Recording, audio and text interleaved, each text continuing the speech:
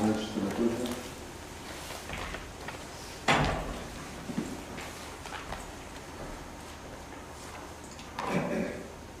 Namo tassa bhagavato arahato sama sambuddhassa. Namo tassa bhagavato arahato sama sambuddhassa. Namo tassa bhagavato arahato sama sambuddhassa. Good morning, everybody. Okay, today we'll be taking Sutta number 41 in the Majjhima Nikaya. This is called the Discourse to the Brahmans of Sala.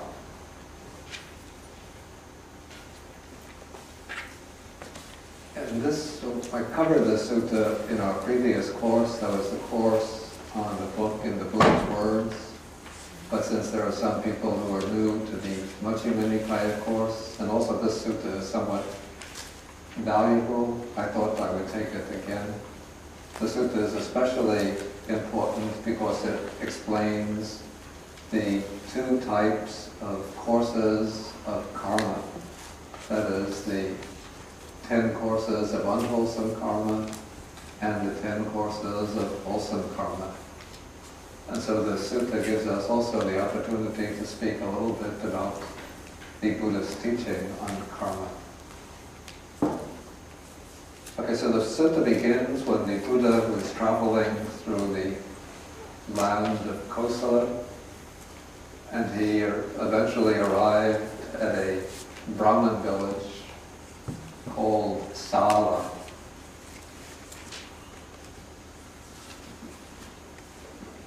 Okay, the opening of the sutta is somewhat standard. One finds this opening in many suttas, that the people of this village or town hear that the Buddha has arrived, then they hear that a certain report has been circulating about him, that he is an accomplished one, that is an arahat, fully enlightened one, he's Sammasambuddha, he's perfect in knowledge and conduct, the sublime one, knower of the world's incomparable leader of persons to be tamed, teacher of gods and humans, the enlightened one, the blessed one. He declares or he explains the nature of this world with its gods, its maras and its brahmas, of this population with its recluses and Brahmans. It should actually be with its deities and its people, which he has himself realized with direct knowledge. He teaches the Dharma that's good in the beginning, good in the middle, good in the end, with the right meaning and phrasing, and he reveals a holy life that is utterly perfect and pure. So then they decide to go visit the Buddha, and so they come, they greet him in different ways. Then they sit down and they ask him the question. So now we come to paragraph 4. So when they're seated, they say to the Buddha, Master Gautama, what is the cause and condition, what is the reason why some beings here, on the dissolution of the body after death, reappear in, here it's translated, states of deprivation, or we could say in the states of misery, in an unhappy destination, in perdition, or we could say in the lower world, even in hell. And what is the cause and condition? What is the reason why some beings here, on the dissolution of the body, after death, reappear or take rebirth in a happy destination, even in the heavenly world? Okay, now in this question, the Brahmans are asking a question which seems to be part of the shared background or shared worldview of the Indians of this period. And this is the idea that there are many planes of existence, many realms of existence. And the traditional Buddhist cosmology that we find in the early discourses stratifies these realms of existence into 5 principal realms.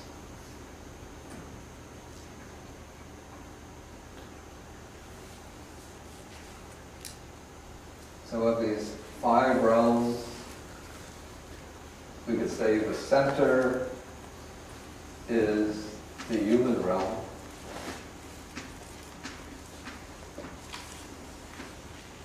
Then there are worlds below the human realm and worlds above the human realm. Below the human realm, there are particular realms that we share with the animals. These are visible realms. Then there's the realm of beings who are called Paitas, or afflicted spirits, sometimes translated as hungry ghosts.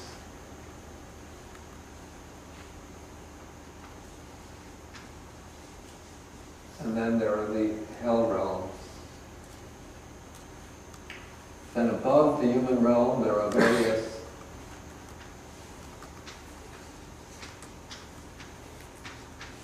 heavenly realms.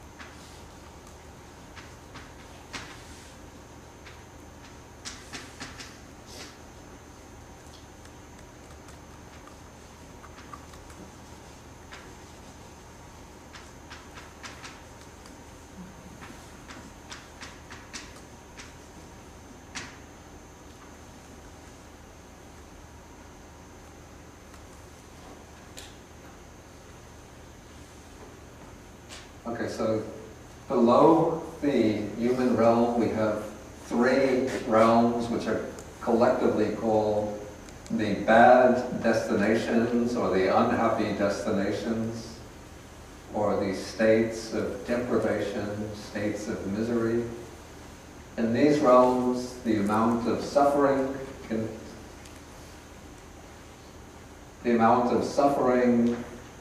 is much more prominent than the amount of happiness experienced. So these are realms in which suffering, pain, misery, deprivation prevail over happiness or pleasure. Then above the human realm there is a large number of realms that are called the heavens or heavenly realms. Some of them share with us the predominance of sensory experience. So these are the called the sense sphere heavens. We don't have to go into them individually. But in these realms, the beings enjoy a prevalence of sensual pleasure, but a very refined, subtle type of sensual pleasure, not like the gross sensual pleasures of human beings. So they enjoy lovely forms through the eye, probably beautiful music. They might have very delicious, subtle, refined food, very delicate fabrics for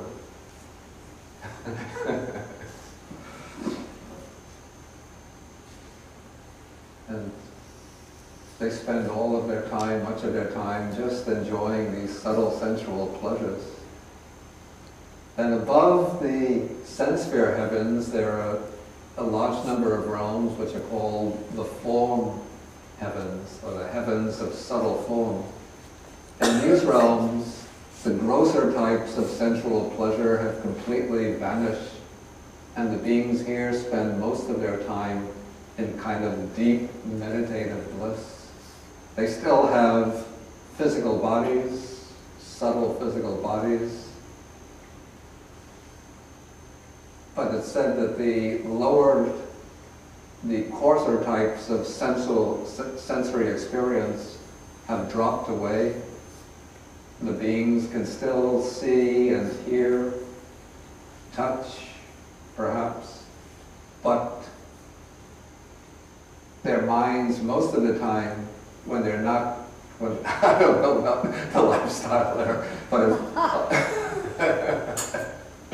but when they don't have to go about their day-to-day activities, they just immediately settle back into meditative bliss, the bliss of the jhanas, or meditative absorptions.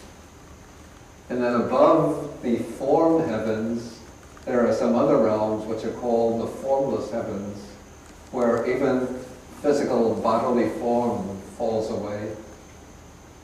The beings here are just like streams of mind or consciousness, and most of the time the beings here are absorbed in the meditative peace and equanimity of the formless absorptions.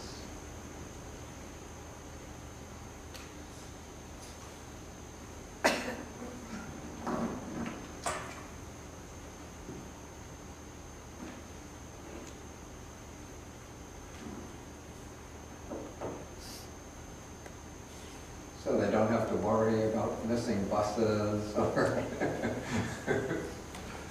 having to cook 2 or 3 meals a day, but since they don't have bodies, they don't have to keep up the body. But what it's like when they come out of the meditative absorption, I don't know, but most of the time they're just absorbed in this very tranquil peace, equanimity of the formless meditations. Okay, so these are the realms of existence. Some of them, at least, seem to have come from the general cosmology of the period, but the way they're fit together into the scheme of the 5 destinations seems to be particularly Buddhist. And it's sometimes believed, especially by some modern Western commentators on Buddhism, that the Buddha just accepted this cosmological scheme because he was speaking in India during this period, and so he had to sort of take on board the Indian cultural package in order to make his message clear to the people of India. But in fact, we see over and over again in the suttas that the Buddha teaches this cosmology on his own as realms that he has himself realized through his own abhinya, or direct knowledge. And again he explains the different types of karma that lead to rebirth into these different realms. So these are the 5 principal realms of rebirth. In the somewhat later period, a 6th realm comes to be added, which is called the realm of the asuras. The asuras are the titanic type of beings. They're almost like the devas, except they're depicted as being fierce and angry rather than blissful and peaceful. And often they're shown as being in a kind of state of war with the devas. They're trying to conquer the deva realm, especially the realm of the 33 devas. And so in this cosmology, we might see the Titans as being a kind of subset of the sense-sphere heavenly realm. But in the early texts, the asuras are not separated off into a realm of their own.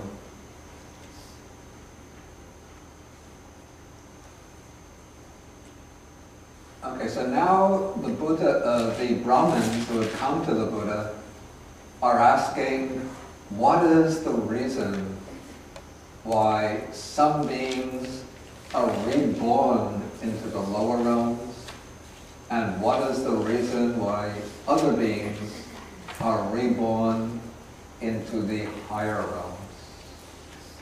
And according to the Buddhist explanation of the mechanism or dynamism that underlies the process of rebirth, according to the Buddhist teaching, that mechanism or dynamism is what is called karma, or in Pali, kamma. So it's karma is the governing factor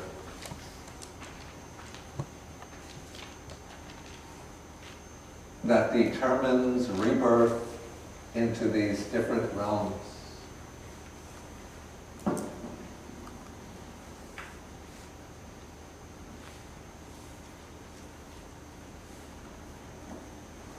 But what exactly is karma? Some kind of mysterious force, some kind of destiny that you read about in the horoscope? What is karma exactly? Action, that's right. The word originally means action or deed. And what kind of action is karma? Particular type of action.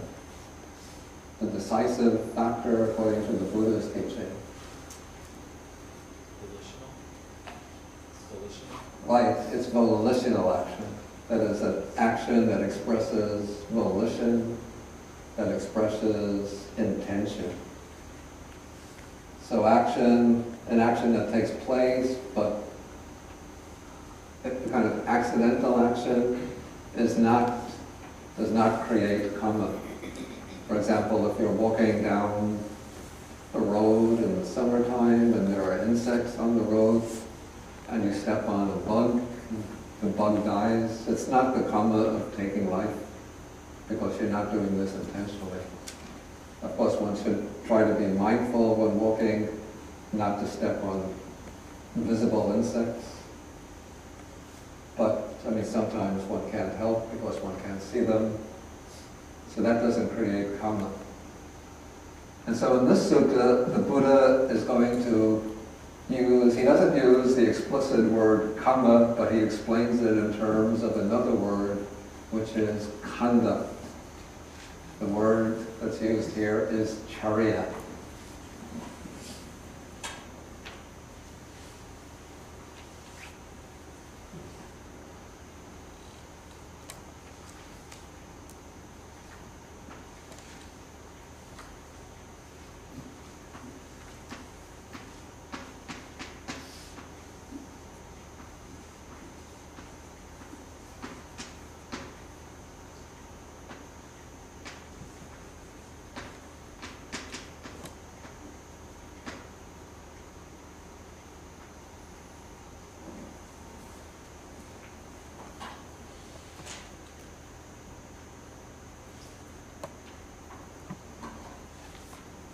Yeah, the word karma comes from the verb karoti, which means to do or to make. I'm wondering whether the English word create comes from the same Indo-European root. Perhaps so. Of course, the root in Sanskrit would be kra. So you can see kra turning into create on the one hand, and then in Sanskrit, karma, or karoti on the other. Okay, the word meaning conduct is charya, which comes from the verb charity, which originally meant to walk. And so, from walking, when you walk, you engage in a particular process, or you take a particular path. And so walking turns into a kind of behavior or conduct. And so the word charya takes on the meaning of conduct. And so the Buddha explains this dynamism behind the process of rebirth in terms of two different types of conduct. In paragraph 5, he says, "It is by reason of conduct not in accordance with the Dhamma, by reason of unrighteous conduct, that some beings here, on the dissolution of the body after death, reappear or are reborn in states of deprivation, in an unhappy destination, in perdition, let's say, in the lower world, even in hell. And it is by reason of conduct in accordance with the Dhamma, by reason of righteous conduct, that some beings here, on the dissolution of the body after death, reappear or take rebirth in a happy destination or in a good destination, even in the heavenly world." Okay, so the Buddha, speaking in a very broad and general way, distinguishes action or conduct into two types. And he distinguishes the action into two types according to Dhamma, which here it's not being used in the narrow sense or the specific sense of the Buddha's own teachings. But the concept of Dhamma was something which was shared among just about all of the Indian spiritual teachings of this period. And so the idea of Dhamma is the idea of a kind of universal principle of goodness, righteousness, and truth that lies behind the working of the cosmic process, and that also lies behind human activity. It's the kind of, you could say, it's the ideal standard of human activity. So a king who's ruling a country, even if he doesn't know anything about Buddhism, but if he rules according righteously, if he rules benevolently, if he looks after his subjects, if he exercises justice, prudence in administering his realm, we say that he's a Dhamma Raja, that he's a righteous king. Yeah. Did you have a question? Yeah. Oh. I just want to know exactly what the life force so we can write later. Excuse me? I just want to know exactly what the life force. Oh, to wipe the blackboard. Not quite yet. When I need something to be wiped, I'll let you know. Okay, so we have this sort of objective standard of goodness, of truth, of rightness, which is Dhamma.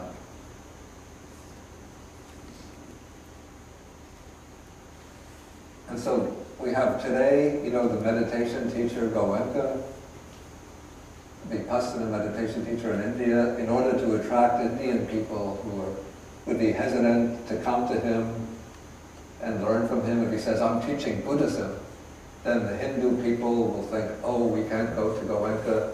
He's teaching Buddhism, we're Hindus." Or the Jain people think we can't learn Vipassana because we're Jains. So the Goenka says, "I'm not teaching Buddhism, I'm teaching Dhamma." And so Hindu people think we follow Dhamma also. Jain people think we follow Dhamma also. People, what's the other community? Sikhs think we follow Dhamma also.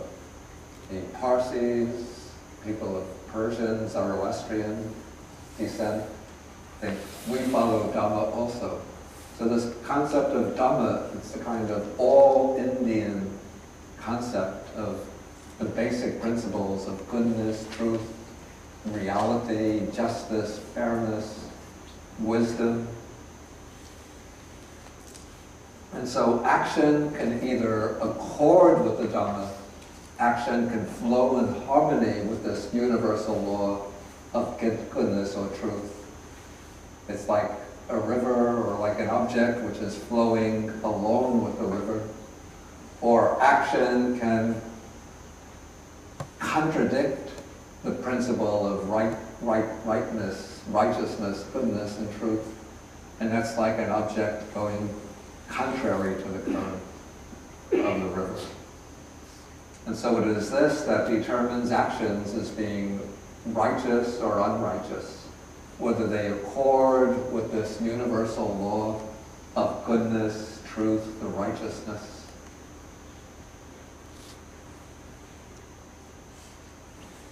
Okay, before we go into details, maybe I'll ask if there's any questions at this point. Yep. So, at least up till this point, the word karma, this has not actually been used. It hasn't been used. I'm not Is it? sure that it's going to occur in the sutta at all. But basically the word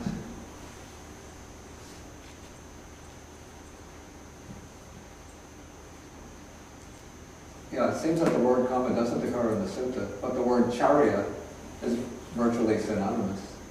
Is this,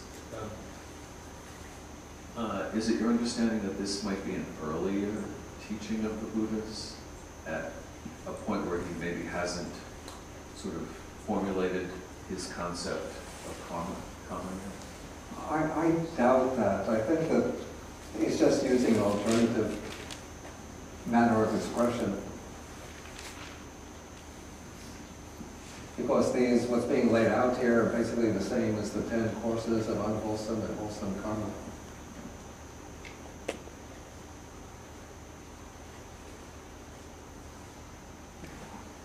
Any other questions?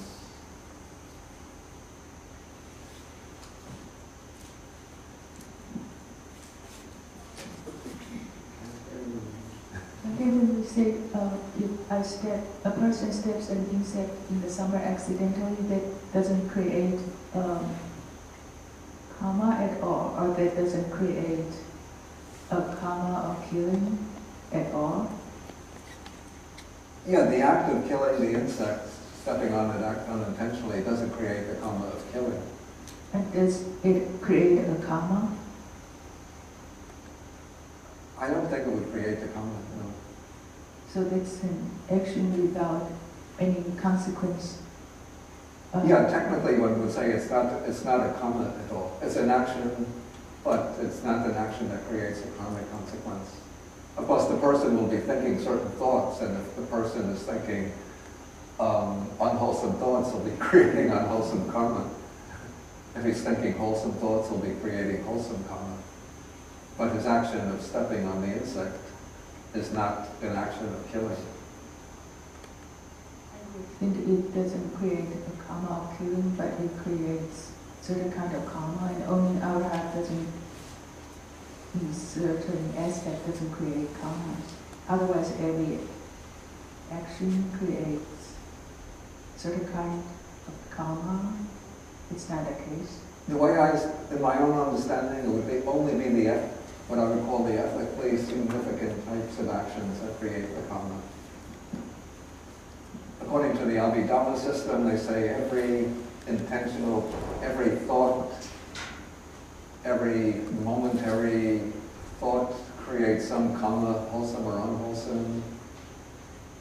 I'm not sure whether that is the case. At least in the suttas, the discourses, and attention is not directed to every single thought that arises in the mind, but only what I would call morally significant actions and thoughts. But When you take the... why if somebody kill another person, not on purpose, like by accident, does it create karma? Okay, if somebody kills another person by accident, Yeah. even that would not create the karma of killing. Because I think a long time ago I was taking another course online. Of course not. A course online, like Yeah. through Skype. And we also talked about the karma. But at that time, maybe it's different, like Mahayana and Theravada. Maybe it's the difference. Because the Venerable give us an example.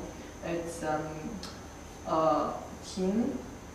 He was playing chess with another person, and at that time, a monk came to see him, so the soldier went to see the king and see if he wants to see the monk. But the king at that time, because he was playing the chess, and he said, "Kill." It's on the chess. It's like. I don't know how to explain, but it's because of chess, and he said kill, but the soldier think kill the monk. So the soldier took the monk and killed him.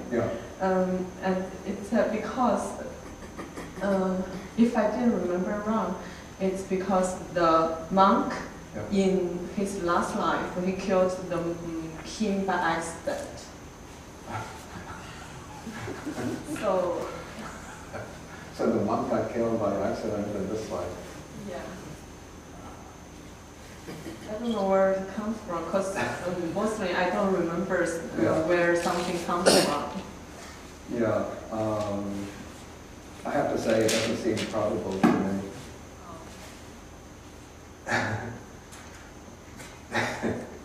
Because whether I kill somebody by accident or I kill somebody unintentionally, if I get the karma of killing, and then in the next life I get killed by somebody else, it doesn't matter to me.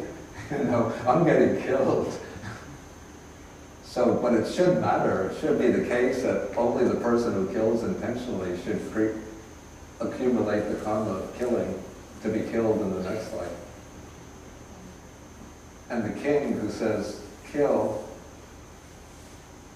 the way I would see it, he doesn't get the karma of killing the monk, because it's not his intention to kill anybody, he's just playing the game. But his soldier who killed the monk, of course, he'll get the karma of killing, because even though he misinterpreted the king's command, but he performed the act of killing.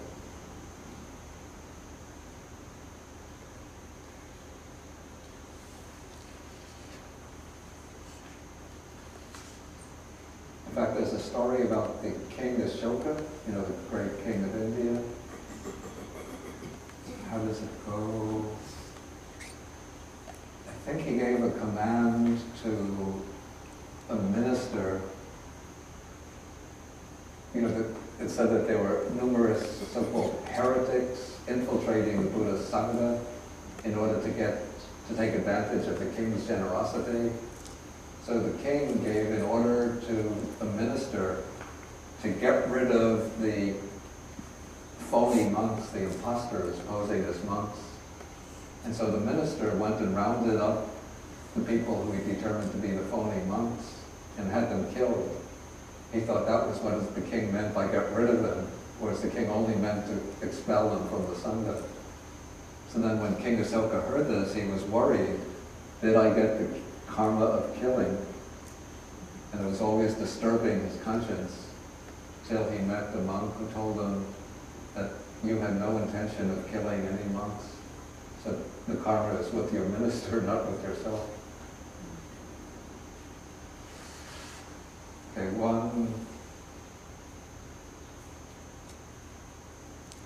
Okay, these questions from the internet, not so really directly related to our topic.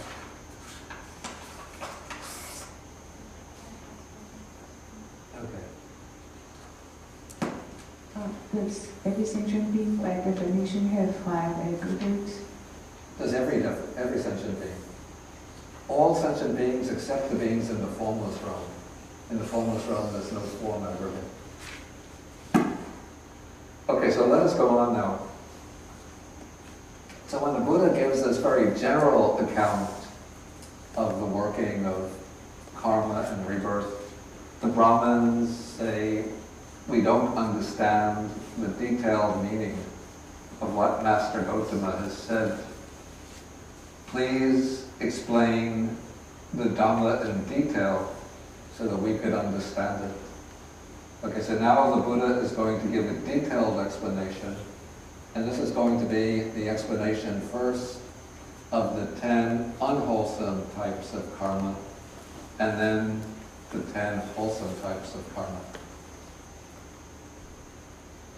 Okay, so now the Buddha says that there are 3 kinds of bodily conduct not in accordance with the Dharma, unrighteous conduct, 4 kinds of verbal conduct not in accordance with the Dhamma, and 3 kinds of mental conduct not in accordance with the Dhamma.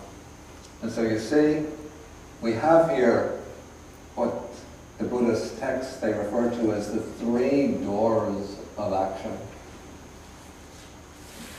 That is the door of body, door of speech, and door of the mind or thought. Actually, the mind is involved in all types of karma, because the mind is in the mind that volition arises. But sometimes volition arising in the mind expresses itself through the body as a bodily action. Then it becomes bodily conduct. Sometimes volition expresses itself through speech. Then it becomes verbal conduct or verbal karma. So speech, or even nowadays we could say writing, is a form of verbal karma. Internet type of verbal karma. Nowadays we have people, always see them.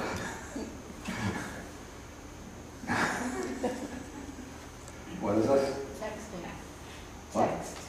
Text messaging.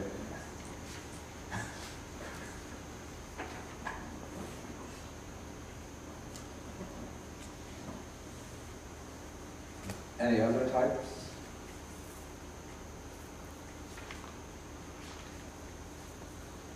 Someday they're going to get ways to, you just put the plug into the mic, into the ear, or maybe they'll do a little surgery to put it into the brain. And you think, I want to communicate with so-and-so, and you just think the thoughts, and the thoughts will go to so-and-so. That's true.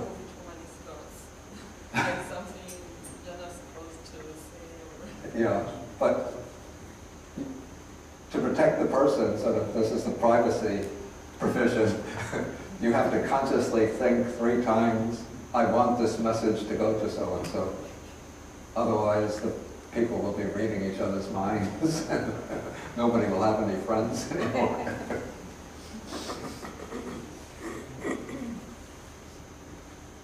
Okay, so 4 kinds of verbal conduct, and then the 3 types of mental conduct are types of thoughts that remain purely mental but don't express themselves in bodily or verbal action. Okay, so how are there 3 kinds of bodily conduct not in accordance with the Dhamma, unrighteous conduct? Okay, so then the Buddha explains, and these are all pretty much stock explanations which occur again and again in the suttas. Somebody kills living beings, he is murderous, bloody-handed, given to blows and violence, merciless to living beings. He takes what is not given. He takes by way of theft the wealth and property of others in the village or forest. So if one takes something which doesn't belong to anybody, one finds on the road or on the beach, maybe some nice seashells or some beautiful stones, and they're not on somebody's property, you don't have to be worried, if I take them, am I going to be breaking this moral principle? That's okay. What is actually intended by taking what is not given is taking the property or belongings of others. Okay, he misconducts himself in sensual pleasures. He has intercourse with women who are protected by their mother, father, both mother and father, brother, sister, relatives, who have a husband, who are protected by law, and even those who are garlanded in token of betrothal. That is, one who is engaged. In India, when at the engagement ceremony, they put the garland around the necks of the couple. And we have to remember, in India, in the Buddha's time, things were always formulated, I have to say, from the standpoint of the male. So we don't get the formulation of sexual misconduct from the standpoint of the woman. But it's interesting, one has to discuss this a little openly, that what constitutes sexual misconduct for the man is having sexual relations with a woman who is in a fixed relationship to somebody else. That is, if it's a minor protected by relatives, or a married woman, or an engaged woman, or somebody protected by the law. But if a married man, this is probably according to Indian law, if he goes to a house of prostitution and has relations with a prostitute, it seems it's not regarded as sexual misconduct against the background of that time. Or even if a married man has a relationship with, not to speak of a prostitute, but just of a single woman. I don't know. Nowadays we would regard that as sexual misconduct. But it seems in India during the Buddha's time that was regarded as permissible.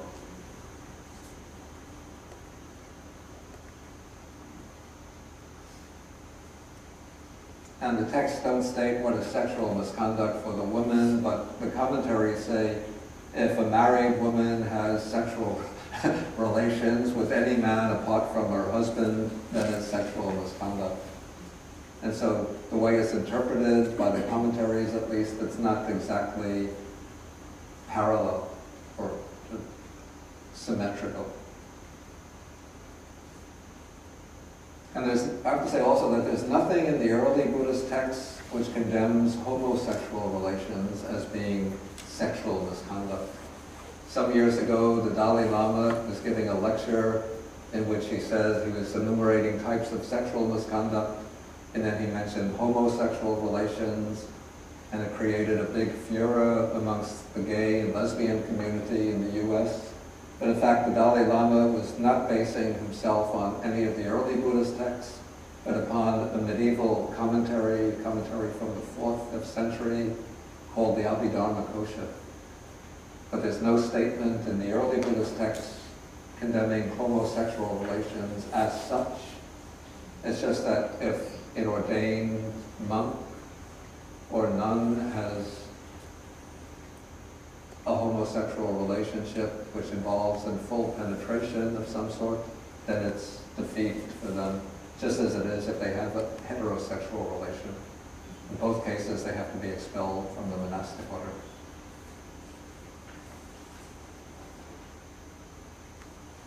Okay, so these are 3 types of bodily misconduct. I'll just go quickly through the other types. Verbal misconduct. Someone speaks falsehood, and then a special type is mentioned as being this would be the heaviest and gravest type of false speech. That when someone is called to a meeting or to the court, and he's questioned as a witness, tell what you know, not knowing, he says, I know, or knowing, he says, I do not know, not seeing, he says, I have seen, or having seen, he says, I did not see. So that is, in other words, bearing false witness or perjury. It's the gravest form of false speech. But then to include the other types, he says, in full awareness, he speaks falsehood for his own ends, for his own benefit, or for another's end, to secure some type of worldly benefit for another person, or even for some trifling worldly benefit. So that is false speech. Then somebody speaks maliciously. This is divisive speech. That is, he speaks to others, he tells a group of people what he's heard about somebody else in order to intentionally create divisions between them. Then he speaks harshly. That is, he speaks words that are rough, hard, hurtful to others, offensive, bordering on anger, unconducive to concentration. And then he is a gossip, somebody who speaks at the wrong time, speaks what is not fact, speaks what is useless, speaks contrary to the Dhamma and discipline, and so on. He speaks words that are worthless, unreasonable, immoderate, and unbeneficial. I think that includes most of us. But it seems that this is taken, I have to say, from a monastic perspective, the kind of speech that a monk should avoid. But I think if in ordinary day-to-day life we speak words that are not about the Dhamma or about the discipline, but just ordinary polite conversation, I don't think that would be included under immoderate speech. Okay, those are 4 types of verbal misconduct. Then 3 types of mental misconduct. Okay, somebody is covetous. Now sometimes the word covetousness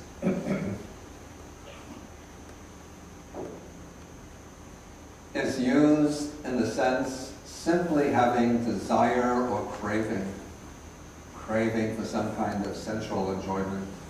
But that is not the type that creates the strong, unwholesome karma that can lead to rebirth in the lower realms. But the type of unwholesome thought governed by craving that creates the unwholesome karma is coveting the wealth and property of others. That is, thinking, I want to get possession of somebody else's wealth or their belongings.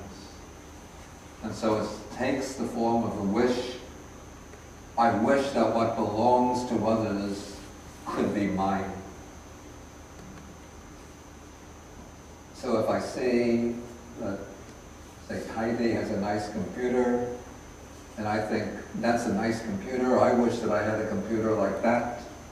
Okay, that's a greedy thought, but it's not creating this type of unwholesome karma. But if I think, I want to get Heidi's computer, so maybe when she's not looking, I will just, what's the expression, pilfer it and dash off with it. Well, that would be stealing, but if I'm just thinking about that, planning it, or brooding, how can I get that computer, then it becomes the unwholesome thought of covetousness, the unwholesome type of karma. Okay, the next, somebody has a mind of ill will and intentions of hate. Okay, we might have ill will towards another person, or sometimes we don't like a particular person, or some things that other person does make us feel even hatred towards that person. Of course, that's creating unwholesome karma, but it's not the powerful unwholesome karma that can generate an undesirable rebirth. What is the unwholesome, unrighteous course of conduct that has the power to create the unwholesome rebirth is the type of hatred that takes the form of a thought, a wish that somebody else will meet with suffering and misery, even with pain and with death. So it takes the form of the thought, may these beings be slain and slaughtered, may they be cut off, perish, or be annihilated. So if I don't like Jimmy, say, and whenever Jimmy walks into the room, my mind gets upset and angry, and I wish he'd go away. Of course, it's unwholesome thought. It's creating some kind of unwholesome karma, but that isn't the strong unwholesome karma, but the power to create the unwholesome rebirth. But if I think, I wish Jimmy would drop dead, or I wish Jimmy would meet with some kind of misfortune, or I wish he'd get knocked off, then that is the unwholesome type of unrighteous conduct of mind. Okay, then the 10th type of unwholesome karma, or unwholesome course of, the 10th unwholesome course of conduct is wrong view. And this is specifically the wrong view that denies the working of the law of karma. So it takes the form that there is nothing given, nothing offered, nothing sacrificed, or nothing given in charity. That there is no fruit of result of good and bad actions, that there is not this world or any other world, no mother or father. This doesn't mean that you don't believe that beings are reborn from a mother or father, but it means no point in looking after one's mother or father, no point in being kind and good and generous and helpful to one's parents. That there are no beings who are, I think it should actually be no beings who are reborn. No good and virtuous recluses and Brahmans in the world who have themselves attained some kind of higher realization